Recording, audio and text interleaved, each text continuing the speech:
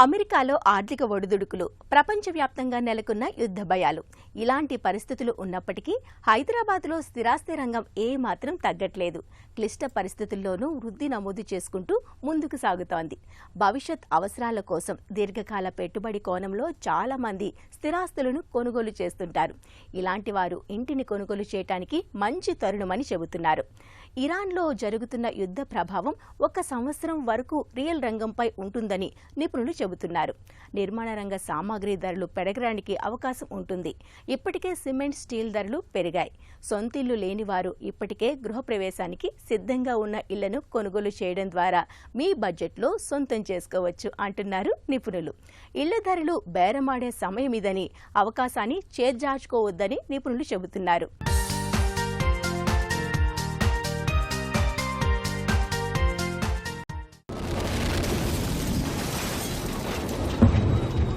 పశ్చిమాసియాలో నెలకొన్న యుద్ధ పరిస్థితుల కారణంగా దేశవ్యాప్తంగా సిమెంటు ధరలు పెరగనున్నాయి. ఈ మేరకు 50 కిలోల సిమెంటు బస్తా ధర 40 నుంచి 60 రూపాయల వరకు పెరిగే అవకాశం ఉందని పరిశ్రమ వర్గాలు అంచనా వేస్తున్నాయి. మరో వారం రోజుల్లో ఈ పెంపు ఉండవచ్చని చెబుతున్నారు. ఈ విషయమై ఇప్పటికే కంపెనీలు ప్రధాన డీలర్ల నుంచి సంకేతాలు అందినట్లు రిటైల్ డీలర్లు స్పష్టం చేస్తున్నారు. ప్రస్తుతం రిటైల్ మార్కెట్లో సిమెంటు బస్తా ధర 280 నుంచి 320 రూపాయల మధ్య ఉంది. ఇక సిమెంటు ధరల పెంపుదల తర్వాత 320 నుండి 380కి చేరే అవకాశం ఉందని అంచనా వేస్తున్నారు. సిమెంట్ కంపెనీలు ఉపయోగించే పెట్రోలియం, కోక్ ధర $130 నుంచి $165కు చేరడం ప్రధానంగా సిమెంటు ధరలపై ప్రభావం చూపనుంది. ఇక ఇండస్ట్రియల్ డీజిల్ రేటు 23.75 పెరగడం వంటి కారణాల వల్ల ఈ ధరల పెరుగుదల ఉండనుందని నిపుణులు చెబుతున్నారు. యాక్చువల్లీ ఈ వార్ వచ్చిన తర్వాత most of the products, building materials అనేవి మ్యానుఫ్యాక్చరింగ్ ఈ పెట్రోలియం ప్రోడక్ట్స్ మీద ఆధారపడి ఉన్నాయి. So almost last 1 month, more than 1.5 month నుంచి ఎవ్రీ మెటీరియల్, కన్స్ట్రక్షన్కి సంబంధించిన ప్రతి మెటీరియల్ ఆల్మోస్ట్ 10% నుంచి కొన్ని మెటీరియల్ 30% కూడా పెరిగాయి. సో ఈ పెరిగిన కన్స్ట్రక్షన్ మెటీరియల్ రేట్ల వల్ల కన్స్ట్రక్షన్ కాస్ట్ అనేది ప్రతి బిల్డర్కి, ప్రతి నిర్మాణదారుడికి పెరుగుతుంది. పెరగడం అనేది ఇంపాక్ట్ చాలా దారుణంగా ఉంది ఇండస్ట్రీ మీద. అండ్ ఇది ఈ రోజుతో ఆగేది కూడా ఏమీ కాదు. ఒకవేళ యుద్ధము ఇమ్మీడియట్గా ఒకవేళ ఆగిపోయినా లేదా టెంపరీగా హోల్డ్ ఉన్నా సరే ఈరోజు పెరిగిన రేట్లు అనేవి మళ్ళీ తగ్గడం అనే దానికి చాలా టైం పడుతుంది.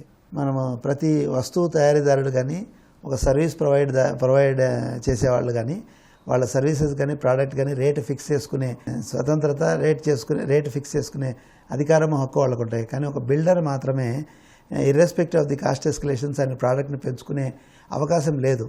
బికాజ్ కస్టమర్ ఏ రేట్లో అయితే కొనుక్కున్నాడో అదే రేట్లో ఇవ్వాల్సి ఉంటుంది.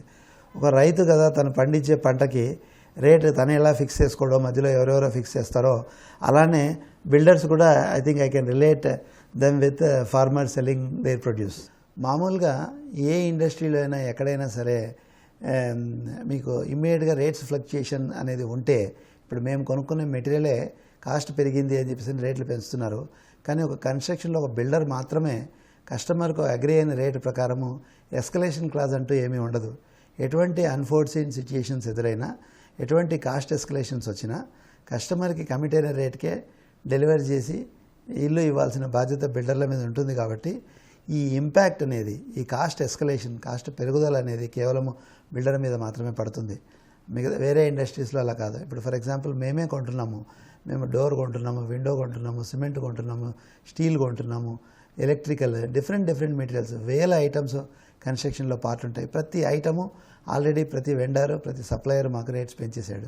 బయర్స్ హౌస్ కొనుగోలు చేయాలి అనుకునే వాళ్ళు ఎవరైనా సరే నేను చేసే రిక్వెస్ట్ ఏంటంటే, హౌస్ అనేది we don't buy for a immediate use అండి, ఇమ్మీడియట్ రిక్వైర్మెంట్ కాదు. It's a long term investment, long term రిక్వైర్మెంట్కి వచ్చేసే పర్చేజ్. కాబట్టి మీరు ఈ సిట్యుయేషన్ని మీరు ఎక్స్ప్లాయిట్ చేసుకుని బిల్డర్తో రైట్ ప్రైస్కి, బెస్ట్ టర్మ్స్లో, బెస్ట్ కండిషన్స్కి మీరు పర్చేజ్ చేయొచ్చు.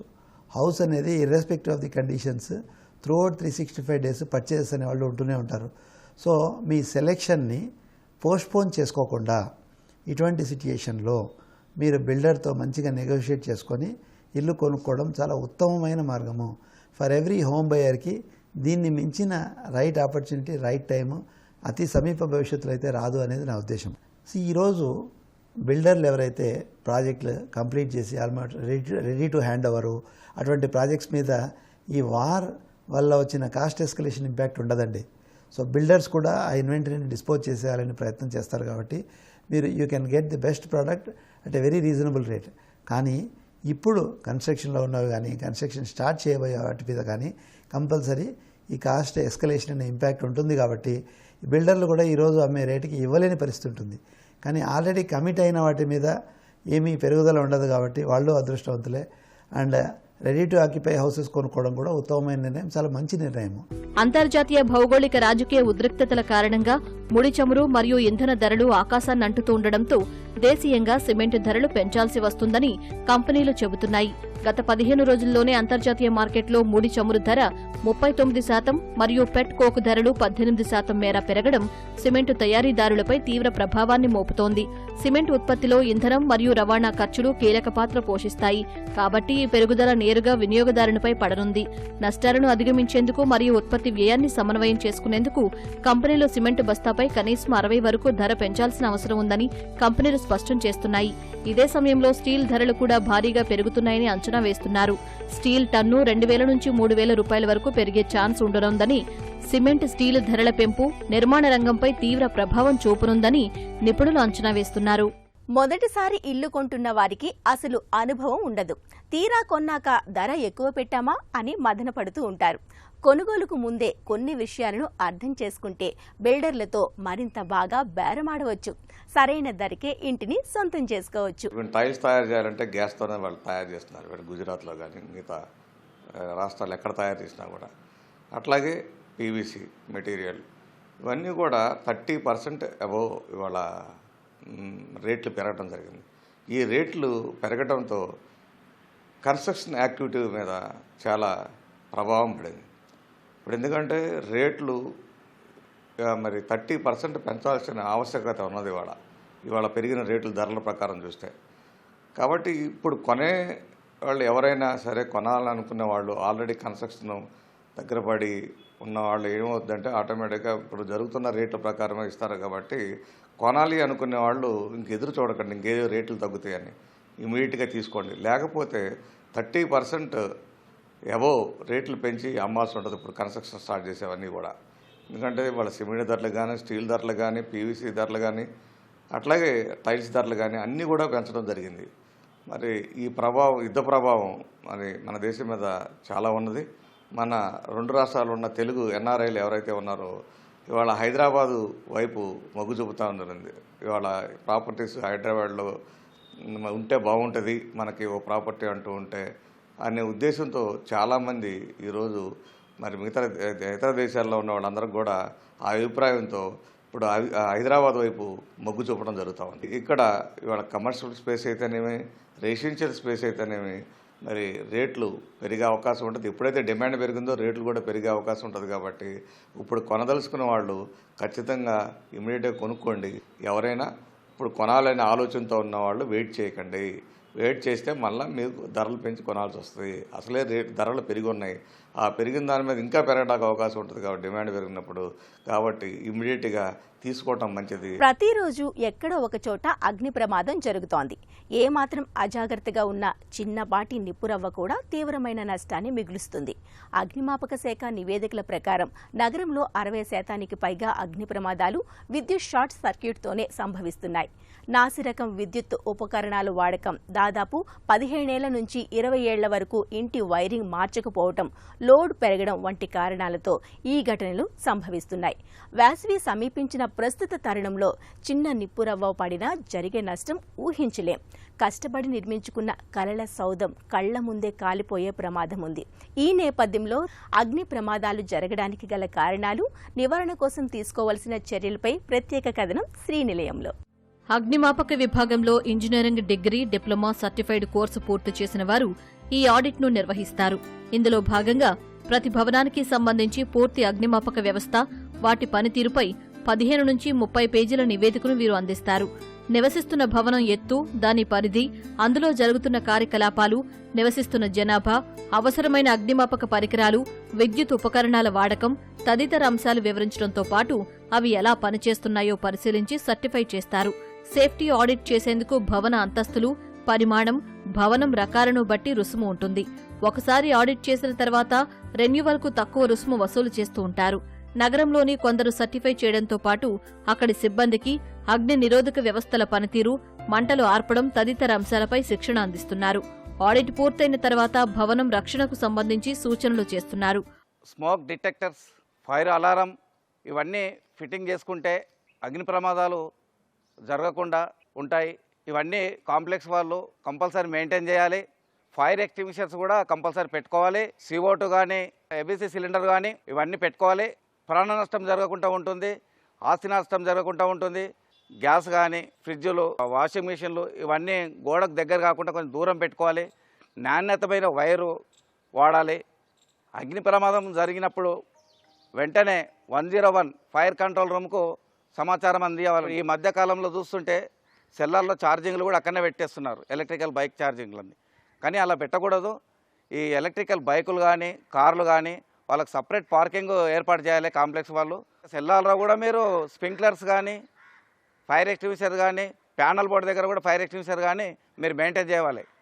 మెయింటైన్ చేయకపోతే అక్కడ ఉన్న సెల్లాల్లో కానీ చెత్త చెదారం మొత్తం నిండిపోయి ఉంటుంది.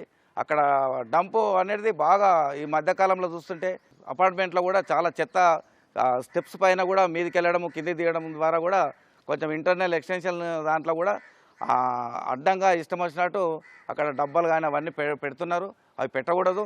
నగరంలో ఇటీవల జరిగిన ఘటనలను పరిశీలిస్తే నాసిరకం బ్యాటరీలు, ఎలక్ట్రిక్ స్విచ్లు, సాకెట్లు, కేబుళ్లతో విద్యుత్ సరఫరాలో హెచ్చుతగ్గుల కారణంగా నిప్పురవ్వలు చెలరేగి ఆస్తి నష్టం సంభవించింది. కొన్ని ఘటనల్లో నిమిషాల వ్యవధిలోనే పెద్ద ఎత్తున మంటలు వ్యాపించి ప్రాణ నష్టానికి దారితీశాయి. ఈ క్రమంలో ఉపకరణాల కొనుగోళ్లలో జాగ్రత్తలు పాటించాలని, నాణ్యమైన ఉత్పత్తులను కొనుగోలు చేయాలని అగ్నిమాపక శాఖ సూచిస్తోంది. నాణ్యత లేని వస్తువులు దిగుమతులు అరికట్టేందుకు DPIIT ప్రత్యేక నిబంధనలు జారీ చేసింది. ఎలక్ట్రికల్ యాక్సెసరీస్ చట్టంలో పేర్కొన్న నిబంధనల ప్రకారం BIS మార్కున్న ఉపకరణాలనే వాడాలి. నిబంధనలను ఉల్లంఘించి విక్రయాలు జరిపిన వారిపై చర్యలు తీసుకునే అవకాశం ఉంది. స్మార్ట్ మీటర్లు, వంట సామగ్రి, ఫ్యాన్లు, విద్యుత్ స్టవ్లతో సహా అనేక వస్తువులకు ఈ నిబంధనలు వర్తిస్తాయి. BIS ప్రమాణాలతో తయారు చేసిన విద్యుత్ ఉపకరణాలను మాత్రమే అన్ని ప్రదేశాల్లో ఉపయోగించాలి. విద్యుత్ సంబంధిత మరమ్మతులను ఎలక్ట్రికల్ నిపుణుడితోనే చేయించాలి.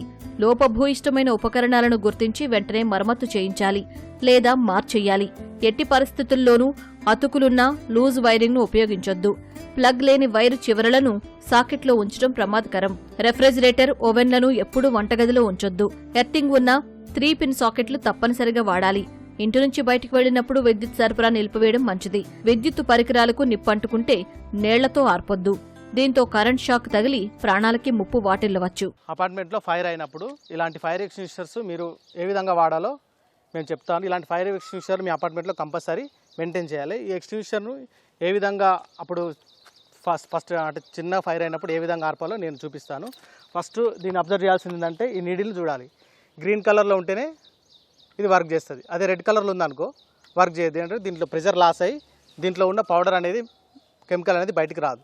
అది ఫస్ట్ చెక్ చేసుకొని ఫస్ట్ పాస్ మెథడ్ అనేది ఒకటి ఉంటుంది. పుల్ ద పిన్, ఈ పిన్ తీసేయాలి. తీసేసి తర్వాత ఎయిమ్ తీసినాక ఏమైతే ఎయిమ్ చూడాలి. ఎక్కడ ఫైర్ అయిందో బేస్ ఆఫ్ ది ఫైర్ని చూసేసి స్క్వీజ్ నొక్కాలి. దీన్ని నొక్కితే తర్వాత ఎడమ నుంచి కుడి వైపు అంటే స్వీప్ చేయాలి. అప్పుడు కంప్లీట్గా ఫైర్ ఆర్పడానికి అవకాశం ఉంటుంది. ఈ CO2 ఎక్స్టింగ్విషర్ అంటారు.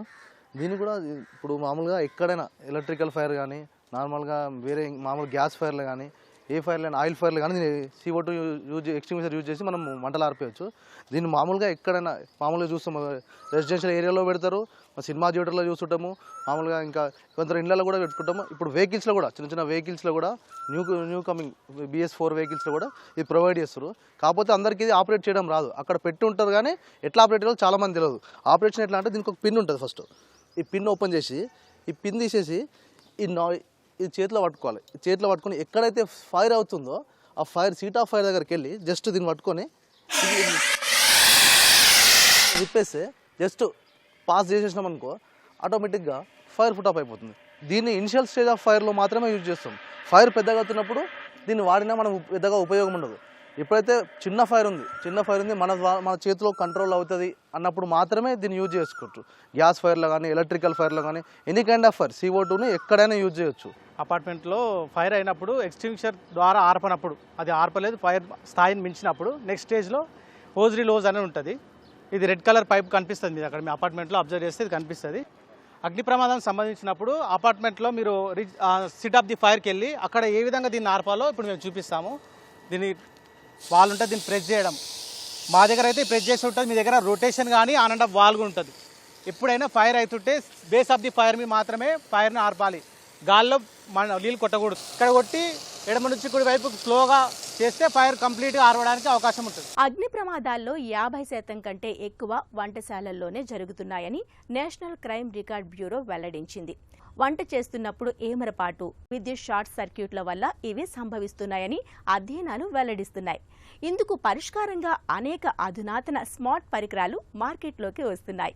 కృత్రిమ మేధ, స్మార్ట్ సెన్సార్, ఆటోమేటిక్ సిస్టంపై ఆధారపడి పనిచేసే ఈ పరికరాలను సులభంగానూ వినియోగించుకోవచ్చు. మరి వంటగదిలో ప్రమాదాల బారిన పడకుండా ఉపయోగించుకునే స్మార్ట్ పరికరాలు ఎలా పనిచేస్తాయో ఇప్పుడు తెలుసుకుందాం. వంటగది అగ్ని ప్రమాదాలను నివారించడానికి ఏఐ పవర్డ్ స్మార్ట్ కిచెన్ సెన్సర్లు అందుబాటులోకి వచ్చాయి. ఇవి సంప్రదాయ సెన్సర్ల కంటే ముందుగా ప్రమాదాలను గుర్తించి వేగంగా స్పందిస్తాయి. ఏఐ, ఐఓటీ, మెషిన్ లెర్నింగ్ తో అభివృద్ధి చెందిన ఈ సెన్సర్లు ప్రమాదాల నివారణలో ఉపయోగపడతాయి. హీట్, స్మోక్, గ్యాస్ లీకులు, వంట సమయంలో నిర్లక్ష్యం కారణంగా చెలరేగే మంటలను ముందుగానే గుర్తించి అప్రమత్తం చేస్తాయి. Thermal imaging, smoke detection, gas sensing, motion detection వంటి అధునాతన సెన్సర్లతో రూపొందించిన పరికరాలు అందుబాటులో ఉన్నాయి. వైఫై లేదా బ్లూటూత్ తో మొబైల్ యాప్లకు అనుసంధానించి రియల్ టైం నోటిఫికేషన్లు పంపుతాయి. కమర్షియల్ వంటశాలల కోసం ఫైర్ సపరేషన్ పరికరాలు అనేక మార్కెట్లోకి వచ్చాయి. ఇవి పెరుగుతోన్న ఉష్ణోగ్రత, మంటలను గుర్తించి మంటలను ఆపుతాయి.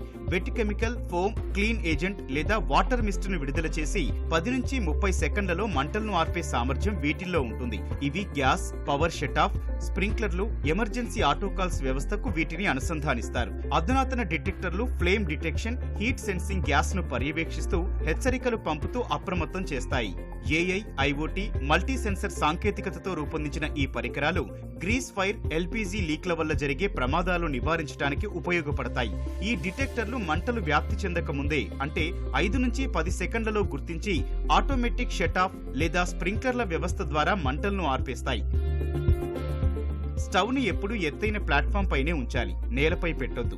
మండే స్వభావం ఉన్న వస్తువులను వంటగదికి దూరంగా ఉంచాలి. షెల్ఫ్లు, పరదాలు, క్యాలెండర్లు, దుస్తులు స్టవ్ సమీపంలో ఉంచొద్దు. నూనెను ఎక్కువగా వేడి చేయడం వల్ల మంటలు చెలరేగే ప్రమాదం ఉంది.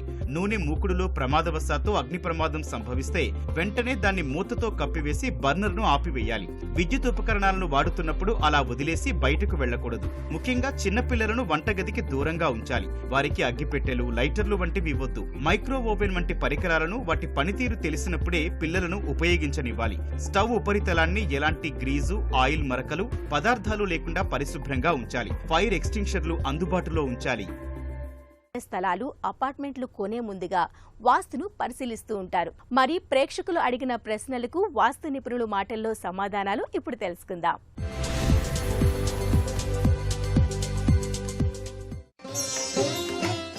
స్నానాల గదికి ఎదురుగా పూజ గది ఉండవచ్చా? సహజ సిద్ధంగా వాస్తు శాస్త్రంలో పంచభూతాల సమతుల్యత అనేటువంటిది ప్రప్రథమంగా మనం చూసుకునేటువంటి విధి విధానం. మనం ఏదైనా ఒక ప్లానింగ్ చేసుకునేటప్పుడు ఉదాహరణకి ఒక రాజవీధి తీసుకున్నాం, ఎయిదర్ ఈస్ట్ కానీ వెస్ట్ కానీ ఏదైనా తీసుకున్నా కూడా, ఇలా ఈస్ట్ తీసుకున్నప్పుడు ఎప్పుడూ కూడా పూజ అనేటువంటిది తూర్పు అభిముఖంగా మనం కూర్చొని అనుష్ఠానం చేసుకోవాలి. ఎందుకంటే ప్రత్యక్ష సాక్షిభూతం సూర్యభగవానుడు కాబట్టి మనం ఏది చేసినా కూడా పూజ గది అనేటువంటిది, లేకపోతే పూజకి ఇచ్చేటువంటి స్థానం మనం తూర్పు గోడకి ఉండే విధంగా చూసుకోవాలి. దీని పక్కన మనకి పూజ గది అనేటువంటిది డిజైన్ చేసుకుంటాం. ఎయిదర్ ఇక్కడైనా డిజైన్ చేసుకోవచ్చు, లేకపోతే నార్త్ ఈస్ట్ కార్నర్లో అయినా మనకి డిజైన్ చేసుకోవచ్చు. ఇక్కడ బేస్డ్ ఆన్ ప్లాట్ విడ్త్ని బట్టి మనకి ఎక్కడ వస్తుంది అనేటువంటిది డిజైనింగ్ చేసేటప్పుడు ఎక్కడా కూడా అలైన్మెంట్ తప్పకుండా మనం ఆ ప్లానింగ్ అనేటువంటిది ఆటోక్యాడ్లో వేసుకుంటాం. అది విషయ సాధన. ఇలా చేసినప్పుడు ఈ పూజ అనేటువంటిది ఇక్కడ ఇచ్చి, ఇక్కడ కిచెన్ ఇచ్చినప్పుడు ఇక్కడ సౌత్ వెస్ట్లో మనం ఈ అలైన్మెంట్తోనే, కిచెన్ అలైన్మెంట్తో ఇక్కడ సౌత్ వెస్ట్లో ఒక రూము, అది మాస్టర్ బెడ్రూము. దీని తర్వాత ఒక టాయిలెట్, దీని తర్వాత నార్త్ వెస్ట్లో బెడ్రూమ్. ఇలా చేసినప్పుడు ఈ టాయిలెట్ అనేటువంటిది ఎగ్జాక్ట్గా ఆపోజిట్లో పూజ గది అనేటువంటిది డిజైన్ చేస్తూ ఉంటాం.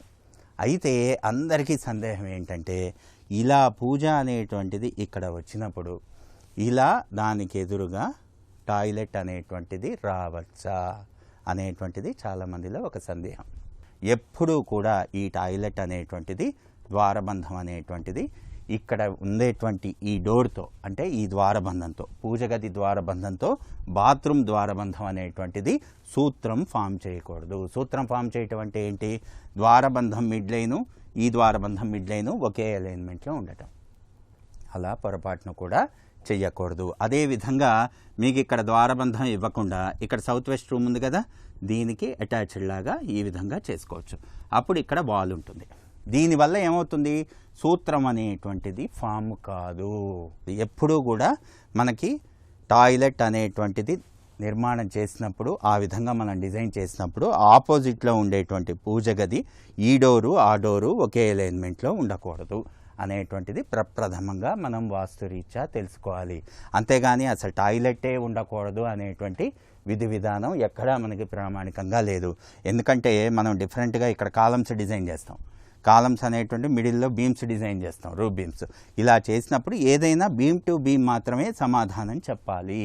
ఇప్పుడు ఒక ఇంటిలో మనం క్షేత్రపథం నిర్ణయించి నిర్మాణం చేసుకున్నప్పుడు ఉచ్చస్థానంలో మనకు పూజ గది, అదేవిధంగా ద్వారబంధాలు ఇలా ఇచ్చినప్పుడు కంపల్సరీగా టాయిలెట్ అనేటువంటిది ఆ డిజైనింగ్లో పర్టికులర్గా వచ్చినా కూడా ఎలాంటి ఇబ్బంది లేదు.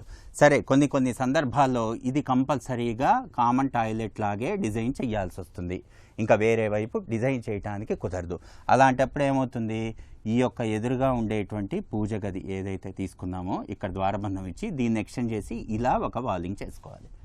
ఇక్కడైనా వాల్తో అబ్స్ట్రక్ట్ చేయాలి, లేకపోతే ఇక్కడైనా కంప్లీట్గా వాల్తో అబ్స్ట్రక్ట్ చేసి దీన్ని అటాచ్డ్ టాయిలెట్ లాగా చేసుకోవాలి. డైరెక్ట్గా డోర్ టు డోర్ చూపు అనేటువంటిది ఎప్పుడు పూజ గదికి అదేవిధంగా టాయిలెట్కి ఉండకూడదు. ఇప్పుడు మనకు ఉండేటువంటి వెసులుబాటు రీత్యా ఆధునీకరణ వల్ల అందరూ కూడా ఇంట్లోనే టాయిలెట్స్ అనేటువంటివి ఇస్తున్నారు. ఆ ఇచ్చేటువంటిది ఎలా ఇవ్వాలి?